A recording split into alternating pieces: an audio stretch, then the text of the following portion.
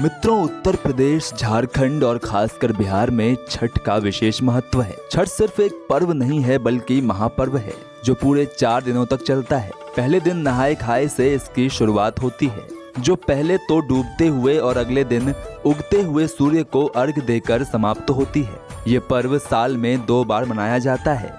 पहली बार चैत्र और दूसरी बार कार्तिक मास में। चैत्र शुक्ल पक्ष षष्ठी पर मनाए जाने वाले छठ पर्व को चैती छठ और कार्तिक शुक्ल पक्ष षष्ठी पर मनाए जाने वाले पर्व को कार्तिकी छठ कहा जाता है। पारिवारिक सुख, समृद्धि और मनोवांछित फल प्राप्ति के लिए ये पर्व बहुत अधिक महत्वपूर्ण माना जाता है। साथ ही इसे हठ योग से भी जोड़ा जाता है। आइए पहले जानते हैं कि छठ पूजा की परंपरा कैसे शुरू हुई। इस संदर्भ में कई कथाएं प्रचलित हैं। एक मान्यता के अनुसार जब राम सीता 14 साल के वनवास के बाद अयोध्या लौटे, तब रावण वध के पाप से मुक्त होने के लिए उन्होंने ऋषि मुनियों के आदेश पर राजसूय यज्ञ करने का फैसला लिया। पूजा के लिए उन्होंने मुग्दल ऋषि को आमंत्रित किया। मुग्दल ऋषि ने मां सीता पर गंगाजल छिड़क कर पवित्र किया और कार्तिक मास के शुक्ल पक्ष की षष्ठी तिथि को सूर्यदेव की उपासना करने का आदेश दिया। इससे सीता ने मुग्दल ऋषि के आश्रम में रहकर 6 दिनों तक सूर्य भगवान की पूजा की थी। सप्तमी को सूर्योदय के समय फिर से अनुष्ठान कर सूर्यदेव से आशीर्वाद प्राप्त किया था। इससे उनके पति श्री राम को रावण वध के दोष से मुक्ति मिली थी। मित्रों, हिंदू मान्यता के अनुसार एक और कथा प्रचलित है। माना जाता है कि छठ पर्व को सबसे पहले सूर्यपुत्र कर्ण ने सूर्य की पूजा करके शुरू किया था।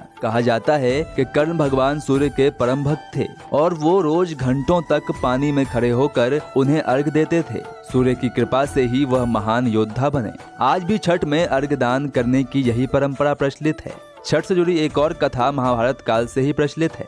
इस कथा के अनुसार जब पांडव सारा राजपाट जुए में हार गए, तब द्रौपदी ने छठ व्रत रखा था। इस व्रत से उनकी मनोकामना पूर्ण हुई और पांडवों को सब कुछ वापस मिल गया। लोक परंपरा के अनुसार सूर्यदेव और छठी मैया का संबंध भाई बहन का है, इसलिए छठ के मौके पर सूर्य की आराधना अत्यंत फलदायी मानी गई है। इसके अलावा छठ के व्रत को हठ योग से भी जोड़ा जाता है। यही कारण है कि इसे महापर्व की श्रेणी में रखा गया है। लोक आस्था का महापर्व छठ आध्यात्म और योग के मेल का उदाहरण भी प्रस्तुत करता है। छठ का अर्थ 6 चरणों का हठ योग होता है। छठ व्रती 4 दिनों तक बिना अन्न जल ग्रहण किए रहते हैं। पूजा में भी काफी सावधानी बरती जाती है। हठ योग में भी इसी प्रकार अपने आप को कष्ट देकर ईश्वर को प्रसन्न करने की बात आती है। मित्रों, आज के लिए बस इतना ही। कैसे लगी आपको ये जानकारी हमें कमेंट करके अवश्य बताएं। धन्यवाद।